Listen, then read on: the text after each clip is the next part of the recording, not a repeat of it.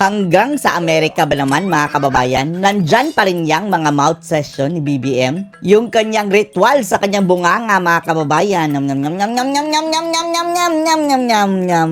At as expected mga kababayan, as expected, dito sa pagbisita ni BBM doon sa Amerika mga kababayan, lugi tayo. Mas nakikinabang mga kababayan ang mga Amerikano. Oy, nako. Dahil mas marami silang nabenepisyo sa atin mga kababayan eh.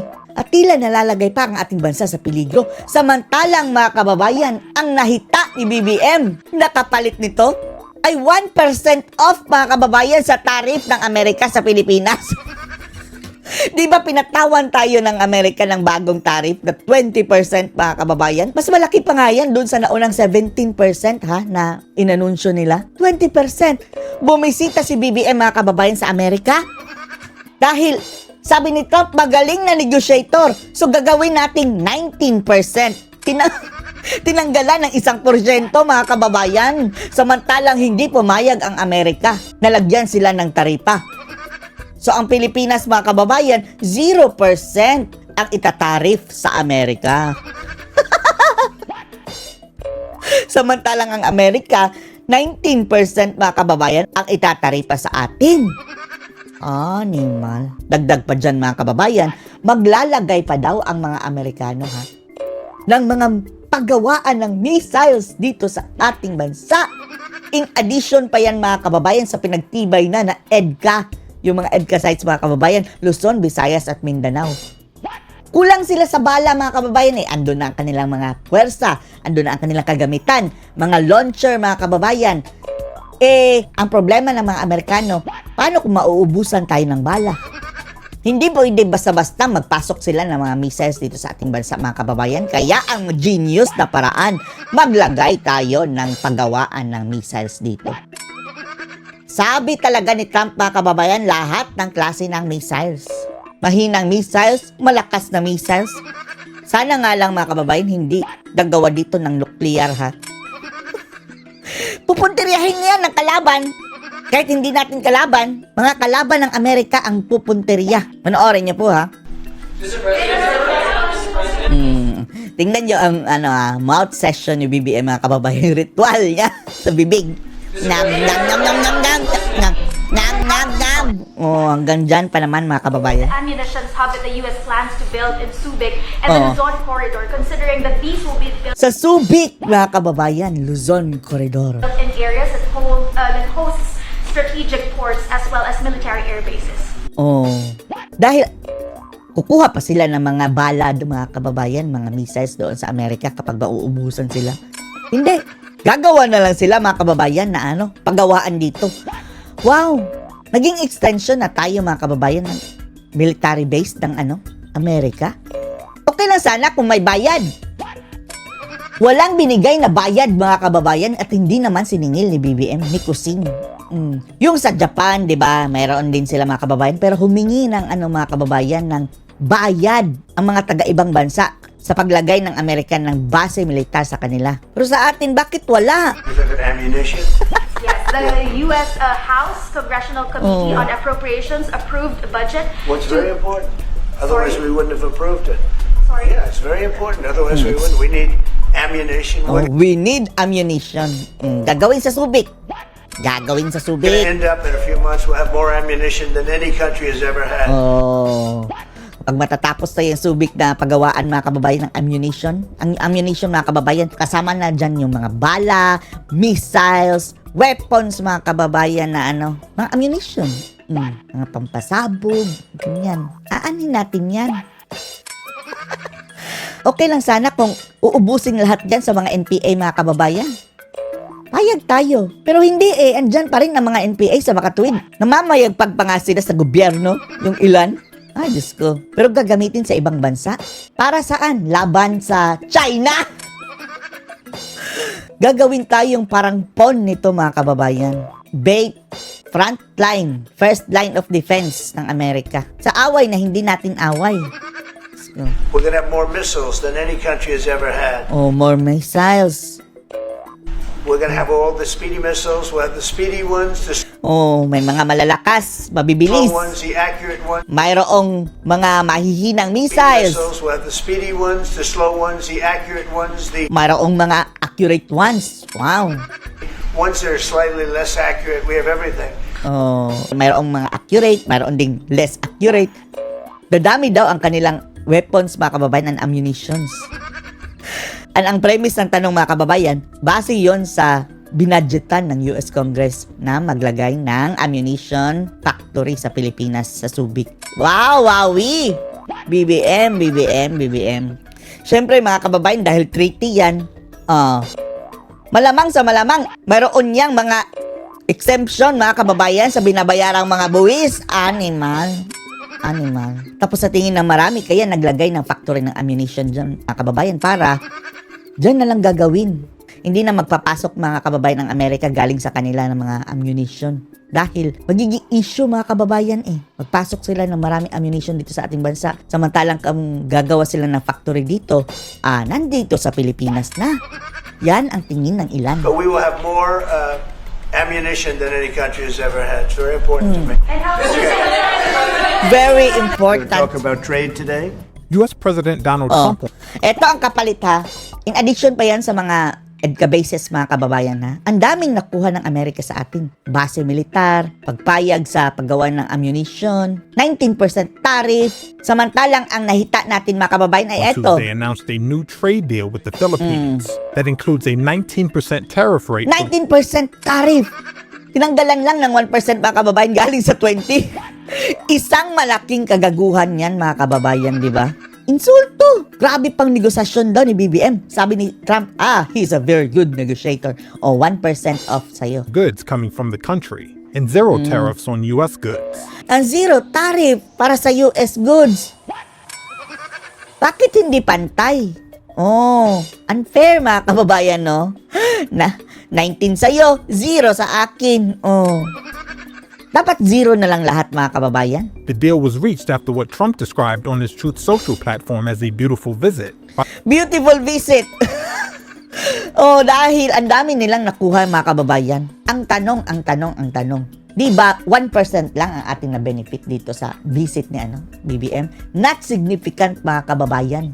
Insignificant. Sa makatuwid, in the coming days, mga kababayan, mag-a-additional ng 19% ang Amerika sa atin. Hindi gaganda ang trade and export natin dito, mga kababayan. Paano naging successful ito? Successful lang ito sa Amerika, mga kababayan, dahil makakabuhis pa sila na mas malaki sa produkto ng mga Pilipino, mga kababayan. And then, naglagay pa sila ng EDCA dito. Maglalagay pa sila ng paggawaan ng mga missiles. Philippine President Ferdinand Marcos Jr. to the White House. Balik na naman tayo sa pagiging colony ng Amerika na nagpapagamit sa teritoryo para sa pang-national interest ng Amerikano. Kung walang nahita ang sambayan ng Pilipino, mga kababayan, sa bisitang ito ni BBM, ang tanong ng marami, mayroon bang nahita si BBM na pansarili? Yan ang tanong ng marami. Ano ang hindi sinasabi, mga kababayan, sa publiko? Yung tinatawag na under the table negotiation. Either personal o pang-national. Pero ang duda ng ilan, more on for personal gains daw, mga kababayan, ng mga Marcos.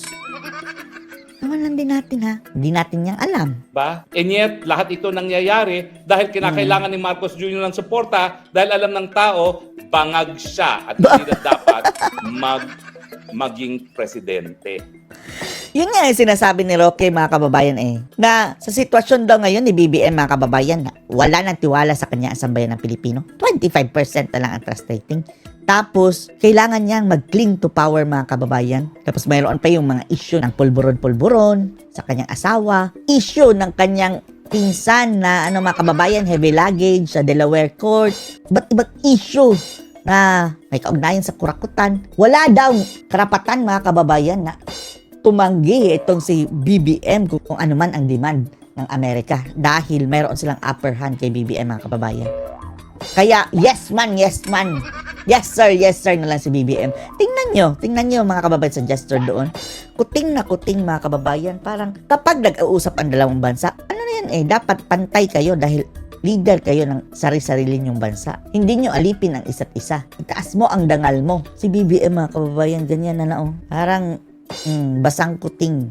Alam naman natin, talagang patuloy na maghihimasok ang Amerikano sa ating mga palalaka gobyerno rito dahil tayo ay kaisa-isang colony ng Amerika. At hindi papayag ang Amerika na mawala tayo sa kanyang sphere of influence. Kaya Pilipino, gumising na kayo! Ang inyong antas ng kabuhayan nakasalalay sa inyong mga sarili, hindi sa mga dayuhan. Pero anong magagawa natin dito? Ang desisyon, mga kababayan, sa pagpapasok ng pwersang militar dito at kanilang mga factory na ng mga missiles ay desisyon ni BBM. Wala tayong magagawa. Ang mga dayuhan, susuporta yan sa mga walang silbing mga presidente dahil yung presidente Nauuto nila. itataguyod ang kanilang pang-national na interest, access to our territory para girahin. Kaya nga ang sabi ni Trump na ano daw, hindi daw masyado maganda ang relasyon ng Amerika at Pilipinas dati dahil hindi nila na uutusan, mga kababayan. Mayroong independent foreign policy. Ito si BBM, yes sir lang. Ang mga wala naman tayong problemang mga Sa makatuwid, hindi nga hinarap, hindi pinuntahan ni PRRD, mga kababayan, si Donald Trump sa Amerika. Oh, di ba? Hindi pumunta si PRRD doon sa Amerika. Ang nangyari, si Trump pa nagpunta sa Pilipinas. bansa gaya ng China at merkado natin at nangyayari na nga ngayon, bagamat dinideny ng DTI. Pero ano ngayon ang pinag-uusapan nila sa Amerika? Sige, bebenta namin ang aming bansa, ang aming soberenya, ang aming tanging yaman, kapalit ng inyong suporta para wag sipain sa pwesto ang Marcos Jr. gaya ng nangyari sa kanyang ama na sinuka ng taong bayan. Sinuka. Yan ang katotohanan. At pinagsasamantalahan ngayon ng mga Amerika yung pagkakadawit ni Lisa Marcos doon sa pagkamatay ni Tantoco para sabihin, pag hindi ka sumunod, Ito sinasabi natin, ang teorya ni Roque. Dagdag kaso sa yun yan, Roque, kung magkataon. Ginigipit ka pa naman. sugi ka sa pwesto. Ako ang pinagdadasal ka na lang. Sana umiral naman ang pagkakaibigan ni Trump at ni Tatay Digong. At Wala na Wala nang mahihita si Trump, ang kababayan. Sa politikang ganyan, walang kaibigan talaga. Kung ano lang ang mabe-benefit ng bansa mo sa bansa nila. Ngayon, mga kababayan, open arms si BBM na gamitin nyo kami. Kahit 1% lang ang isukli nyo sa amin. maski ang Amerikano ay talagang magdidikta sa Pilipinas, sana isama na niya sa dikta na gawin ang lahat para mapauwi si Tatay Digong. Hindi, wala na. Dahil talaga namang ang nag-surrender kay Tatay Digong ay si Marcos. Hindi Siya ang kinumento, gumawa ng mga kababayan. paraan para ibalik si Tatay Digong. At sana nga, dahil ito namang patawag kay Marcos Jr. ay hindi imbitasyon, kundi summons. Ayaw sa grupo, Summon. pumunta ka rito, halika rito. Bilang aking alipin, pumunta ka rito. Pero si Trump, mga kababayan, parang wag na kayong umasa, mga kababayan, parang wala na siyang paki kay PRRD. No comment siya, mga kababayan, di ba? Wag na tayong umasa sa Amerika, mga kababayan, na tutulong sa pagpapalabas kay PRRD dahil, eto na, mas gusto nila si BBM, mga kababayan, dahil nauuto nila, dahil napapapayag niya sa mga gusto nila. Isama na sana sa dikta ng amo sa kanyang alipin, si Tatay Digong. At ako naman, alam mo ko, hindi ako ideolog, hindi ako komunista. Ako'y nagmamahal na Pilipino. At kung ang kapalit ng lahat yan, Talaga. ay pagbabalik ni Tatay Digong, kahit papano, siguro tatanggapin ko ang realidad. Pero hindi naman po pwedeng wala tayo kahit anong benepisyo. Meron 1% off. Gumawa ng paraan ngayon yung Marcos Jr. na yan, bawiin niya yung sinurrender niya sa ICC. Although sa tingin ko, wala na. Malabo na yan. Pero at least, Malabo na sana, yan. dahil magdidikta naman ng mga Amerikano, isama na sa dikta ni Trump. Hey, hoy, Marcos Jr., kung gusto mo suportahan kita, itigil mo yan pag-cooperate, pagtutulungan sa ICC. Malabo yan, mga kababayan, dahil wala nang paki dyan, mga kababayan kay Tatay Digong Duterte, ang Amerika. Wala na silang paki. Sa makatuwid, hindi nga nila, mga kababayan, gusto yung pulisiya dahil hindi nila nadidiktahan, mga kababayan Sabi pa nga nila, nag-tilt na daw tayo noon sa, China. Na ayaw yan ng Amerika, mga kababayan. So, hindi talaga siya tutulungan ng Amerika, si Tatay Dahil Digong. galit ako sa ICC. Siguro, mas magiging katanggap-tanggap pa ang mga dikta. Hindi naman talaga sila kaibigan, si Donald Trump, mga kababayan, at si PRRD. Ilang beses na sila nakita, 1, 2, 3, 4, 5, sa iba't ibang meeting, mga kababayan, na event. Hindi mo magiging kaibigan yan. Talaga. So, wag na tayong umasa. Amerika sa akin, kung at least magsasalita ng ganyan si Trump. Sana nga po. Pero abangan natin ang susunod na kabanata kasi hanggang ngayon, minomonitor ko, hindi pa nagkikita. Hindi naman ito imbitasyon. Ito ay summons. So sa tingin ko Summon. naman, haharapin siya ni Trump at ibibigay ang dikta sa kanya. In the same way, na diriktahan niya si Zelensky ng Ukraine, na pumalag naman si Zelensky. Ako si Zelensky, nababalita, user din niya ng cocaine. Pero kahit pa paano, hinangaan ko siya nung talaga siya ay nagsabing, hindi palibasa ikaw ang pinakamalakas na bansa, susundin kita kaagad, no? Bagamat si Zelensky, abay ibibigay niya Kung gagawin niya ni BBM mga kababayan, mayroong alas si Trump. Yan nga yung sinasabi hindi makakapalag sa anumang demand. yung kanyang mga rare earth metals. Gaya ng, doon sa dokumento na linabas ni Ana Malindoy Oy, isang respetadong akademiko, pati ang ating nickel, cobalt, bibigay natin sa alloyed sa Amerika. Bakit hindi nila yan sinabi? Yan siguro ang isa sa mga mga kababayan under the table negotiations. Iilan lang yung binanggit mga kababayan. Pati ba naman ating likas na yaman? Kukunin ng Amerika mga kababayan. Iyan ay mga rare earth metals din. Ang nickel ngayon, napaka-importante pagdating sa baterya. Masisira ang ating kalikas na yaman mga kababayan, ang magbebenepisyo ang Amerika. At hindi lang Amerika, pati ibang bansa. Electronic vehicle. At alam natin na isa tayo sa pinakamalaking bansa na nag-export niyan at kabahagi sa binibigay natin sa Amerika ngayon, unlimited supply of our nickel. Wow, Sino unlimited. maapektuhan?